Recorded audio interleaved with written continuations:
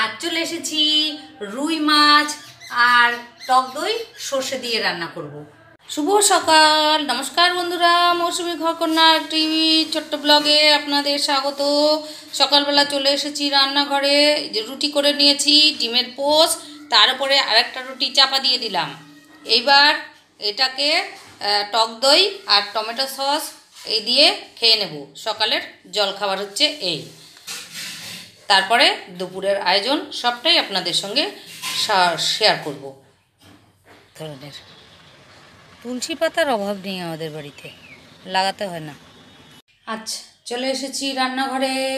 এই যে 4 পিস বড় বড় রুই মাছ এনেছে, আমিও সঙ্গে সঙ্গে 2 রকম সর্ষে কাঁচা লঙ্কা নিয়ে নিয়েছি ধুয়ে, টক দই, একটা টমেটো কুচিয়ে নিয়েছি, একটা ছোট পেঁয়াজ কুচিয়ে নিয়েছি। আপনারা ইচ্ছে করলে পেঁয়াজ দেবেন, না হলে দেবেন না। আজ রুই মাছের রেসিপি করে দেখাবো বন্ধুরা। বুঝতেই পারছেন আমার জিনিসপত্র দেখে কি রান্না করব। তাহলে সাথে থাকুন, আমি কিভাবে রান্না করি রান্নাটা দেখাই। তুলসী পাতার অভাব নেই, যেখানে দেখবেন সেখানে তুলসী গাছ। আর এই যে জবার ডালটা মেতো প্রায় হয়ে গেছিলো, এই কদিনের বৃষ্টিতে বেঁচে এই দেখুন পড়িয়ে বেরিয়েছে। মাছগুলো একটা পাত্রের মধ্যে ঢেলে নিচ্ছি। এই যে এবার মাছের মধ্যে নুন দিয়ে দিলাম হলুদ। এবার ভালো করে মাখিয়ে নেব, মাখিয়ে নিয়ে আসছি। এগুলো কি অবস্থা দেখুন, এত ছোট ছোট, সেগুলোই হলুদ হয়ে ঝরে যাচ্ছে। খুব খারাপ অবস্থা শুকুরির। দেখুন আমার মাছের নুন হলুদ মাখালো রেডি। কড়াই গরম হয়ে গেছে, সর্ষের তেল দিয়ে দিলাম। মাছগুলো আমি হালকা করে ভেজে নেব, কড়া ভাজবো না। এক ধরনের পাতাবাহার, কচু পাতার মতো দেখতে। তেল দেখুন গরম হয়ে গেছে, এবার আমি মাছগুলো হালকা করে ভেজে নেব। যা বড়, দুটো দিলে অসুবিধা হবে নাকি? দুটো দেওয়া যাবে? এই দুটো করে একটু হালকা করে ভেজে নেব। নীলকণ্ঠ নিচে আছে, উপরে এনে বীজ দিয়েছিলাম, এই যে চারা বেরিয়েছে। মাছ ভাজা হচ্ছে, ততক্ষণে আমি সর্ষে কাঁচা লঙ্কা, নুন, টক দই, হলুদ দিয়ে বেটে নিচ্ছি। এই যে মাছ এক পাশ হয়ে গেছে, এবার উল্টে দিয়েছি, হালকা করে ভেজে নিচ্ছি। মাছ ভাজা হয়ে গেছে, একটা পাত্রের মধ্যে এই যে তুলে নিচ্ছি।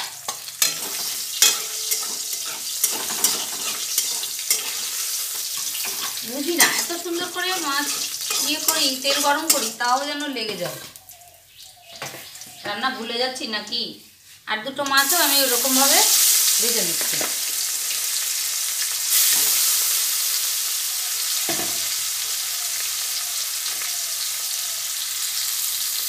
এই যে তো এক পিঠ ভাজা হয়ে গেছে, এবার উল্টে দিয়েছি। আর সর্ষেটা কাঁচা লঙ্কা টক দই দিয়ে আমার বাটা হয়ে গেছে। এটা আমি ছেঁকে দেবো একটা পাত্রে, নাহলে খুব গ্যাস হয়।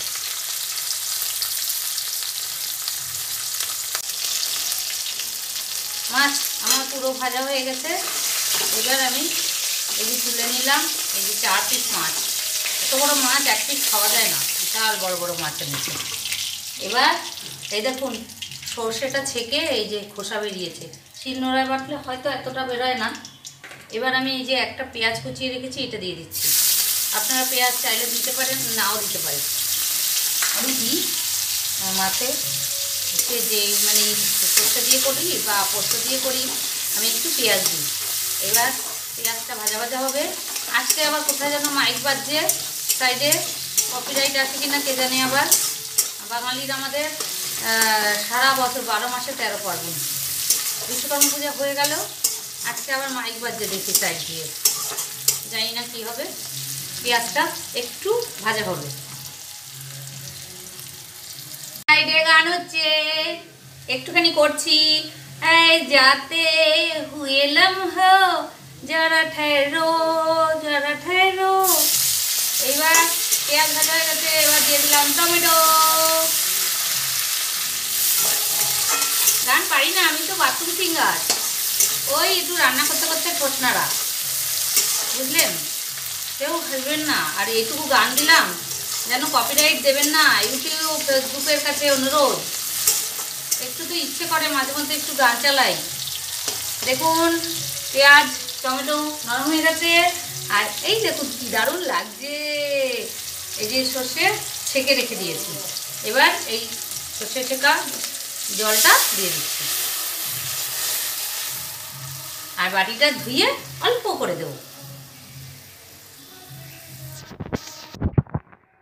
এই যে বাটিটা ধুয়ে অল্প করে দিয়ে দিলাম।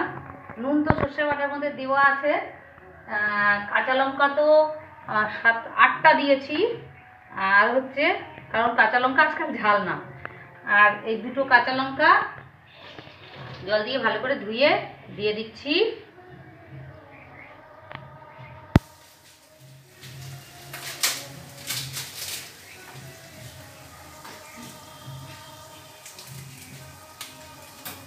হালকা একটু কাশ্মীরি লঙ্কা গুঁড়ো দিয়ে দিচ্ছি, কালারটা সুন্দর হচ্ছে। আপনারা নাও দিতে পারেন।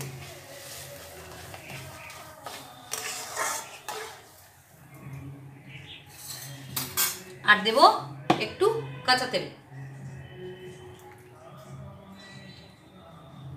দিয়ে এবার আমি উপর দিয়ে একটু ঢাকা দিয়ে দেবো। ঝোলটা 2 মিনিট পরেই ফুটে উঠবে। ঝোল দেখুন আমার ফুটে উঠেছে। এবার আমি মাছগুলো একটা একটা করে দিয়ে দিচ্ছি, কারণ মাছগুলোও তো ফুটে উঠবে।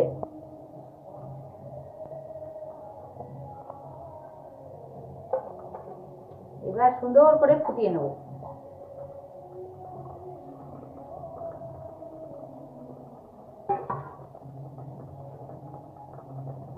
মাছের ঝোল আমার কমপ্লিট। এবার একটা পাত্রে ঢেলে নেব। কালার দারুণ হয়েছে, খেতেও নিশ্চয়ই সুস্বাদু হবে। আপনারা তো জানেনই কীভাবে রান্না করতে হয়, আমি কিভাবে রান্না করলাম সেটাই আপনাদের সামনে তুলে ধরলাম। এবার একটু ঝোলঝোল রেখেছি, দুবেলা খেতে হবে তো। 4টে মাছ এই যে ঢেলে নিলাম। হো গিয়া আমার সর্ষে রুই মাছ। এই দেখুন এত নরম হয়েছে মাছটা, টক দই দেওয়াতে হচ্ছে একটু ঢালতে গিয়ে ভেঙে গেল। একটা একটা করে ঢাললেই ভালো হতো, তাই না?